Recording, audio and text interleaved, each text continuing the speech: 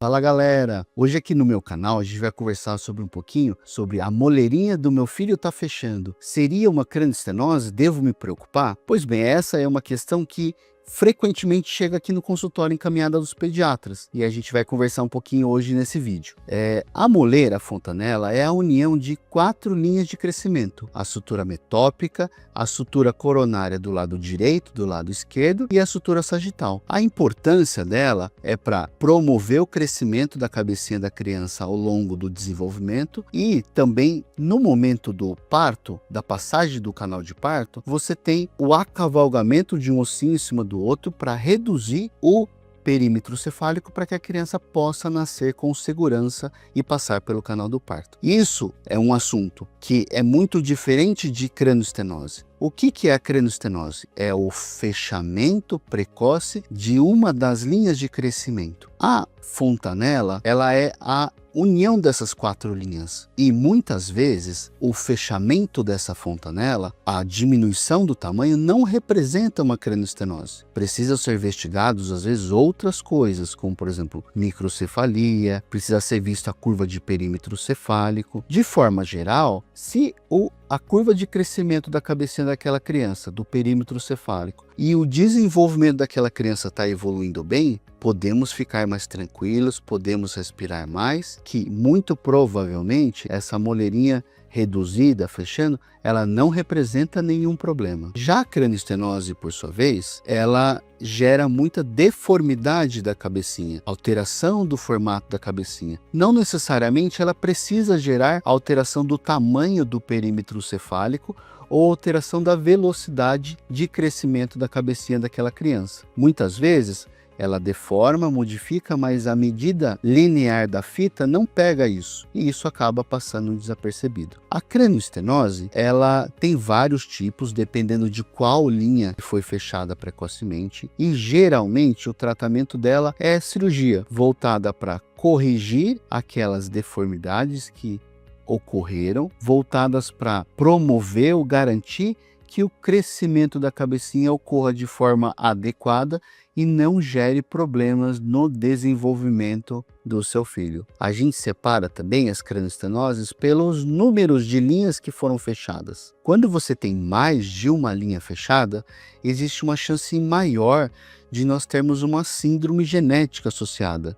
E aí isso precisa ser pesquisado, investigado, porque o desenvolvimento daquela criança, o aprendizado daquela criança pode ter uma evolução diferente, caracterizada pela síndrome específica que nós estaríamos conversando. E como que a gente vai analisar uma crânioestenose? A primeira coisa é o exame físico, é observar aquela criança. Nós vamos ver a distância dos olhinhos, vamos ver o posicionamento do nariz, da maxila, da mandíbula, alinhamento do pavilhão auricular, vamos olhar a proporção entre o crânio e a face, entre o polo cefálico e o corpinho, as relações das medidas cranianas para poder ver e falar, olha, provavelmente é uma crânioestenose ou provavelmente não é uma crânioestenose. Nós podemos fazer exames também complementares, como por exemplo, o ultrassom de suturas, ele nos ajuda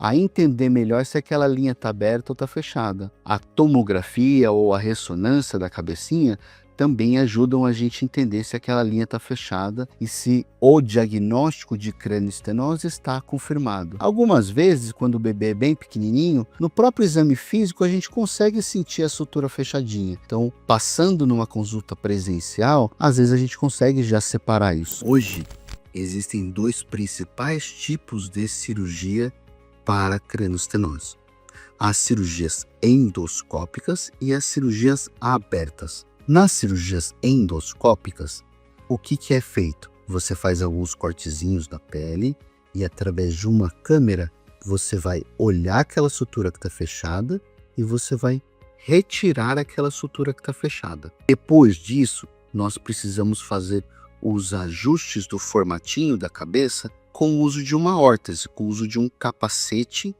para moldar o formato do crescimento craniano. Na cirurgia aberta, nós vamos fazer um cortezinho que vai de um lado a outro da cabecinha, nós vamos expor o ossinho da cabeça e nós vamos modificar o formatinho daquele osso, modificar a programação de crescimento daquele osso, para que a gente tenha um resultado de desenvolvimento, um resultado estético bom ali na frente, quando a criança terminar o desenvolvimento do ossinho da cabeça.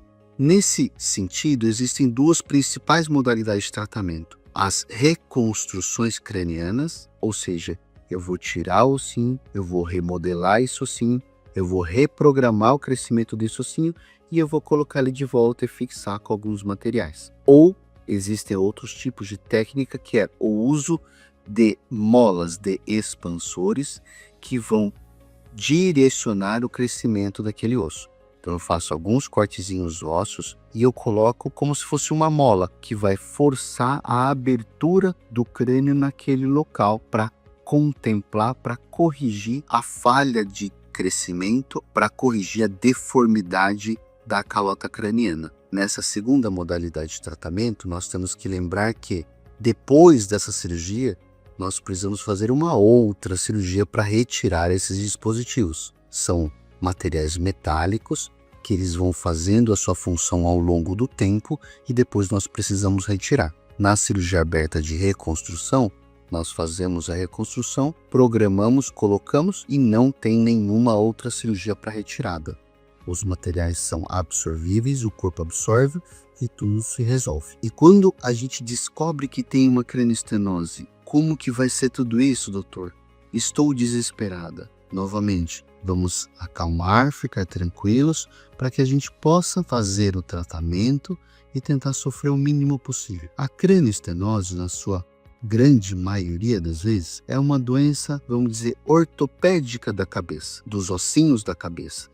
E quando eu fizer o tratamento, o desenvolvimento do cérebro, ele não vai ser afetado. Compreenda, a cabecinha ela vai crescendo conforme vai ocorrendo o desenvolvimento do sistema neurológico. Se eu tratar essa criança precoce para garantir que o crescimento da cabecinha esteja preservado, nós vamos estar preservando a estrutura neurológica e o desenvolvimento neurológico do cérebro daquela criança. Esse tratamento, ele infelizmente é uma cirurgia. Nós temos que fazer uma cirurgia para moldar, para modificar o formatinho da cabeça daquela criança, tentando trazer ele para o normal e para garantir que o crescimento craniano vai ser apropriado, vai acomodar o cérebro como um todo e nós não vamos ter um problema de desenvolvimento daquela criança. Mas, doutor, uma cirurgia num bebezinho é uma coisa desesperadora. Sim, esse é um momento muito tenso,